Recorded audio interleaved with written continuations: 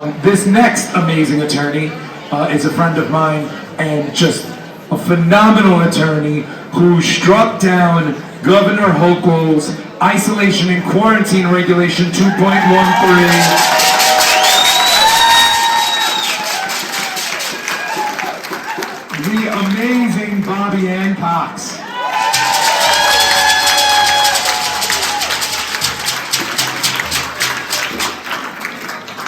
Hey everybody. Thanks for coming. So, it's so nice to be back freezing in Albany, huh? At least we're not outside.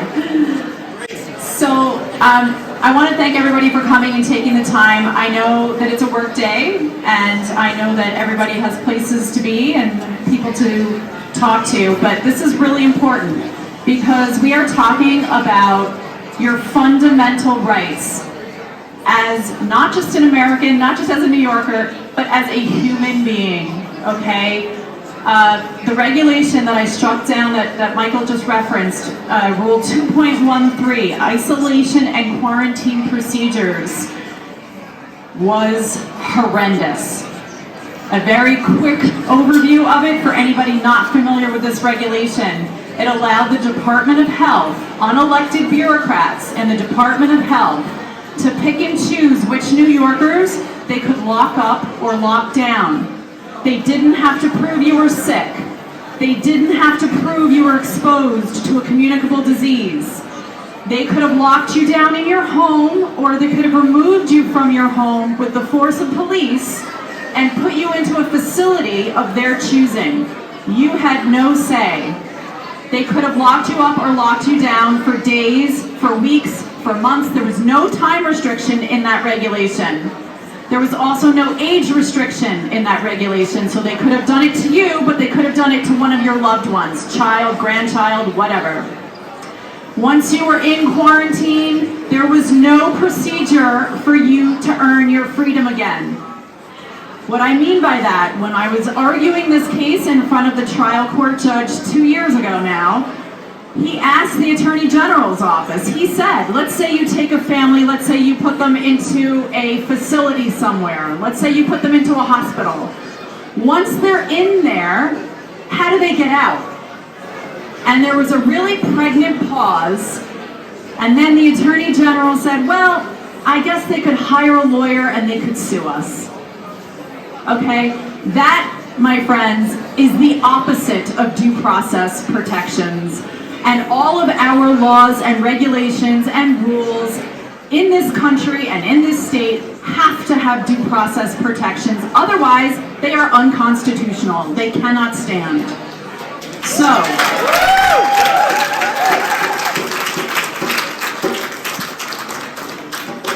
the judge struck down the regulation. He said it was null and void. He forbade the Department of Health and the governor from issuing that regulation again.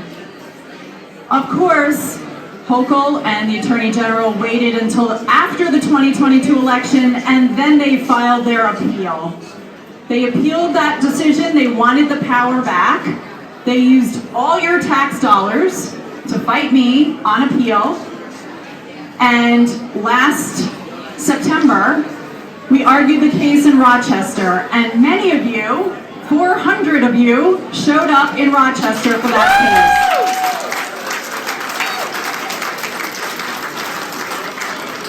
That is the voice of the people speaking. It was a huge turnout, especially for oral argument. Nobody ever goes to oral arguments. It was a huge turnout, and it sent a message that we care about this.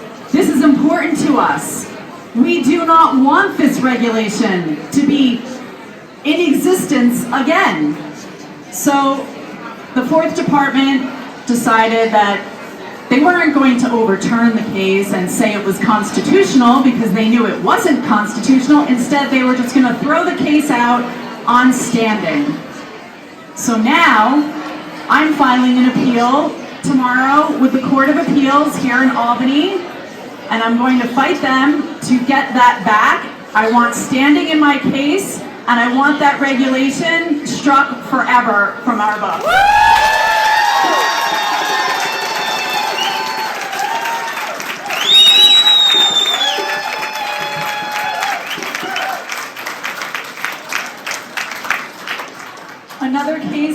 have right now against New York State is against the ERA amendment.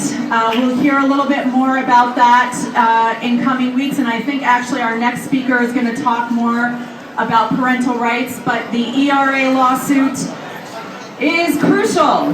I am trying to knock out this constitutional amendment on a technicality, so let's all pray that it works. If I am not successful, you will see on the ballot in November a proposed amendment to our Constitution, and I want you to vote no. Vote no, because the consequences are earth-shattering. I promise you, if it passes, you will lose your parental rights in this state. So, you have to vote no if it makes it on the ballot in November. Again, more to come on that in the coming weeks and months. But I do want to just point out, we're going to be handing out flyers today. One is about the quarantine lawsuit. The citizens group Uniting New York State is one of my plaintiffs, along with Senator George Borrello, Assemblyman Chris Tague, and Congressman Mike Lawler. And so please take one of those flyers. Please go on the website for unitingnys.com. Please sign up for the weekly newsletters. There's always information in there, updates about legal fights going on around the state, updates about events that are going on around the state, so please get informed.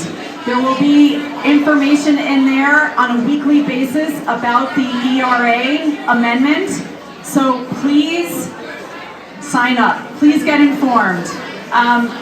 We're also passing around a flyer about Stop New York Corruption, which is an organization that I am the spokesperson for, and it is trying to raise awareness on gerrymandering, which is going on right now in our state and has a horrible effect on our congressional elections. So please also take that flyer, if you will, and check out that website and sign up for those emails. If you want to stay up to date on the quarantine lawsuit, you can either follow unitingnys.com. They will be providing updates on the quarantine appeal, or you can follow me. I'm on substack.com. I'm on Twitter. But please, the key here is to stay informed and then share that information. I think I'm probably the most highly censored human being you know. It's almost impossible for me to get word out on social media. So please help me get the word out. If I post something, retweet it or send it to your email list or your text list or whatever, because people need this information. People need to know what their government is up to and know what their rights are. They don't teach the Constitution anymore in schools because they don't want you to know what your rights are. So please take the opportunity to stay informed and spread that information. One thing I'm going to end on. I know this can all get really overwhelming. I know that for the past few years, our constitutional rights have been under attack at an astounding rate. And I know that it can become discouraging at times. So when you feel overwhelmed and when you feel discouraged, I'd like you to just stop for a minute, close your eyes, and just say to yourself, God put me in this moment in history for a reason. We are all here for a reason.